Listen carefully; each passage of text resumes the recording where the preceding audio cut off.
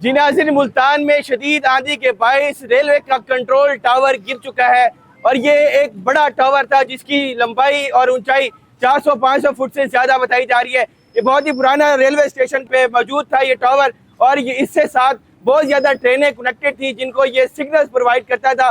रात आने वाली अंधेरी की बिना पर तूफान की वजह से ये गिरा है, जिसके बाद इसके साथ मुल्हिका दीवारें टूटी हैं, घर टूटे हैं, इसके साथ साथ गाड़ियों को भी नुकसान पहुंचा है। जानी नुकसान की अभी तक कोई इतलात नहीं है, माली तौर पर बहुत ज्यादा नुकसान यहाँ पे बताया जा रहा है। मुल्तान के railway station Sidhu Assam railway station पर ये टावर तूफान की वजह से गिरा है। इसके बाद इसके साथ बहुत ज्यादा नुकसान हुआ है।